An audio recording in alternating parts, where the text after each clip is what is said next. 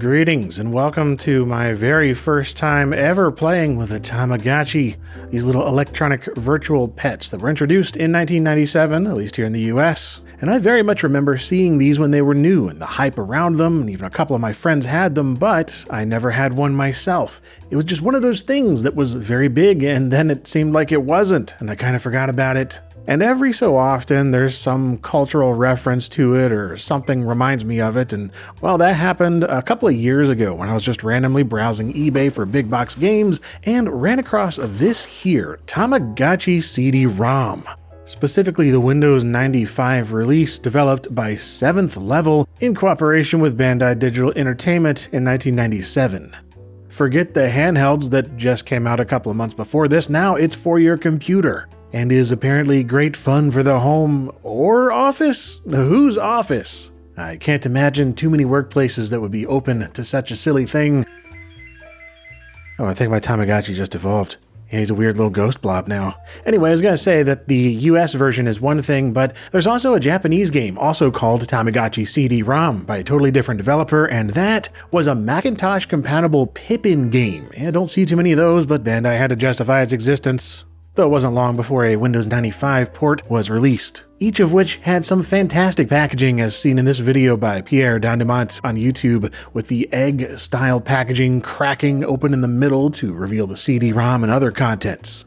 Unfortunately, the one here in the US, while it is in a bigger box, is far less interesting to look at in terms of art style and the fact that it's just a regular box and doesn't open like an egg. Though there was also this hang tag variant that, while being smaller, did open up with a gatefold cover, which is something.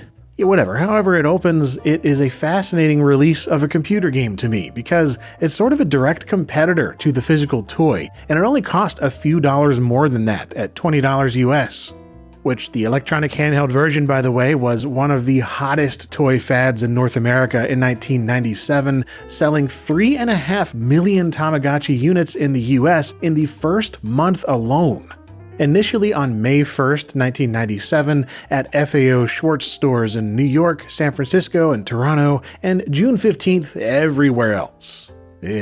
In theory, the thing was often sold out for months after its launch, and many stores limited units to just one or two per customer. $17.99, one per customer. Tamagotchi, the virtual reality pet. Twin boys, I gotta have two. Is that true? Of course. We can only do one. I'm sorry. But I got twin boys, 5 years old, what do I do? Honestly. Get back in line if One you per like. customer, Dino. Now, this launch window scarcity led to an immediate opening for lower-cost competitors like Gigapets, for example, as well as multiple other electronic pet things that rode the Tamagotchi coattails, as well as establishing their own lasting fan bases, but the Tamagotchi were the king of this particular niche back then. With many in the media wanting to call it the pet rock of the 90s, okay. Thankfully, it was quite a bit more involved than that. It is a little battery-operated electronic interactive video game handheld thingy. Yeah, I don't know, just with as many endless articles and news stories there were about it, they just had to compare it to some other previously popular toy. And my goodness, the tone of so many of these headlines and what they were trying to go for, like, ooh, what is this Tamagotchi thing from overseas? Is it a fad? Is it a threat? Will it ruin our children's brains? You know, your typical 90s stuff, including saying that it was targeted at teenage and younger girls, and perhaps that was marketing's intent, but I don't personally remember that being the case. In fact, all the friends and acquaintances I knew that had one were little dudes. Virtual alien pets are pretty broadly appealing if you ask me. But regardless, most of the coverage from 97 I found focuses on how challenging it is to raise a Tamagotchi, and some of the quotes are pretty amusing, like this article here saying that this girl's pet was alive at press time, which just cracks me up, the implication being that it's probably dead now. Or this one here from a teenager saying, I've killed about 4 of them. I think I'm an abusive parent. Yeah, the media really latched onto this narrative that it was this parental simulation, and what does it imply for how our kids are learning how to become parents, and I don't know, after playing it, it's just not that involved or serious whatsoever. And that simplicity and broad appeal continues to be appealing as they still release new versions of Tamagotchi every few years, and they've sold more than 91 million units since 1996. And that's only the little electronic toys. They did everything else you could in the 90s in terms of tie-in marketing. Practically everything but a cartoon. Oh wait, no, they did that too, multiple times over, starting with the 1997 anime series in Japan.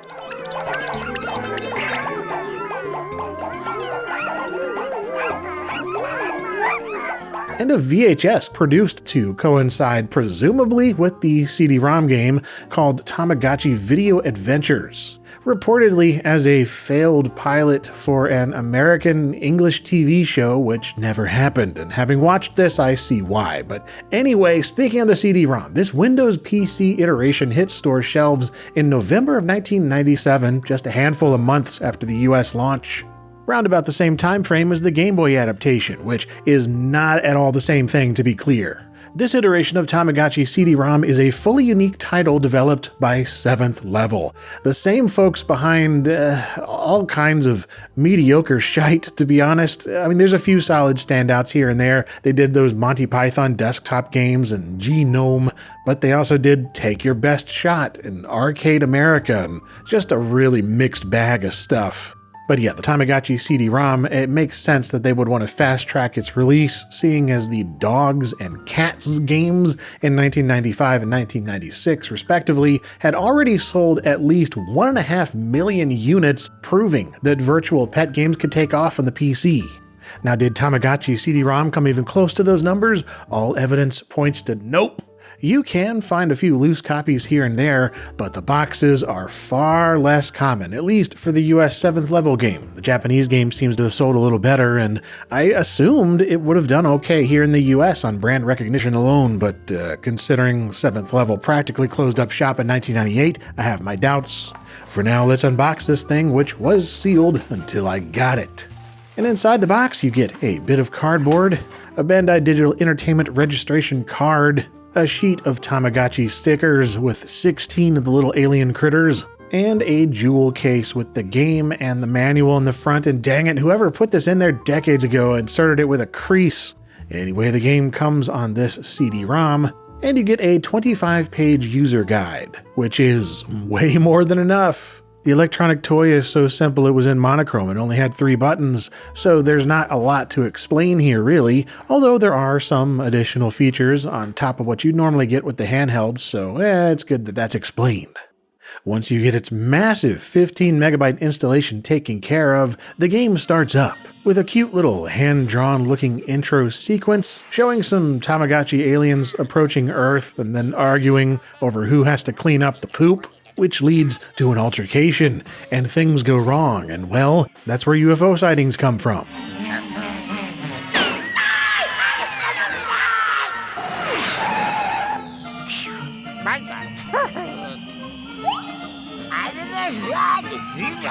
And then because reasons, they leave an egg to explore the planet for them. I don't know, it really doesn't matter. Either way, there's an egg now, and it's up to you to hatch it and take care of it.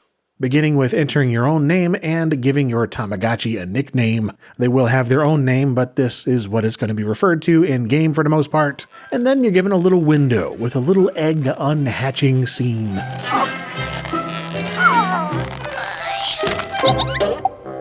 Congratulations, it's a blob. And it's also a really small window, and it's going to always be windowed no matter what. And it actually does very bad at scaling up, even at 640 by 480. And also there's this annoying flashing that never really goes away, both in the title bar and the taskbar, and this just wasn't gonna do, so I immediately rectified it by going into the Windows color settings and changing the active and inactive windows to the same color, which did the trick. I really don't know what they were thinking about with that endless flashing. This is a Tamagotchi game, it's not Mardi Gras. But yeah, now that we're into the game itself, you can see that it uses the canceled American TV show pilot as its art style, with all that squiggly line animation, trendy 90s stuff. Though of course this itself was inspired by the boxes and promo art used by all the Tamagotchi toys. So in that respect, I think it certainly works. It's a fun reimagining of the monochrome toy. Though the user interface is pretty much unchanged from the Generation 1 Tamas, with a row of 4 options at the top and bottom, letting you feed them, adjust the lights, play with them, medicate them, clean up their poo, look at their stats, discipline them, and the indicator in the bottom right showing that something needs attention. And really, at this point, if you've played the keychain version, especially the Gen 1, then you've already seen 90% of what you can do here. You just get a different aesthetic, and of course, you're using a computer mouse instead of your stubby little fingers squishing tiny little buttons. But in case you're not aware or need a refresher, the briefest of overview is that you need to keep them from dying, and that begins by feeding them either a full-sized meal or a snack. Oh, how cute, until they take a big old dump on your screen, and of course that means you gotta clean it up, which is done by a single click.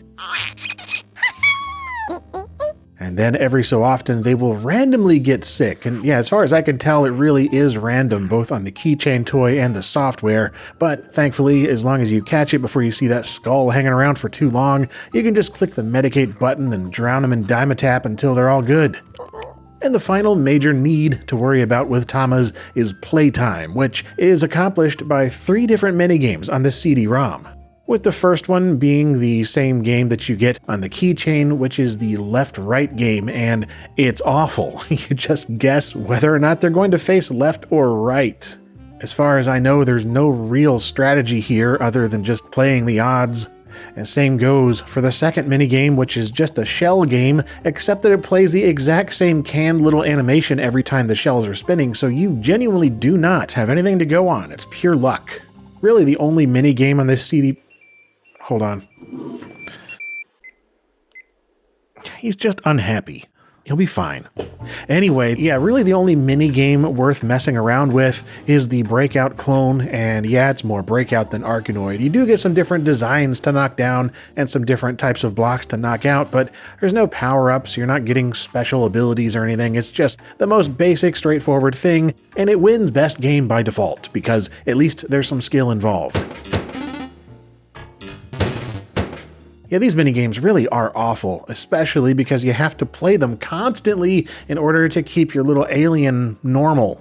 Even some of the little keychain games are better. Like on the Gen 2, you have this number guessing game, and you press either the left button if you think the number is going to be lower, or the right button if it's going to be higher. And at least there's a little bit of skill involved, since you know how many numbers there are between 1 and 10, so you can kind of guess which way it's going to go. It's not much, but it's slightly more engaging than guessing left or right.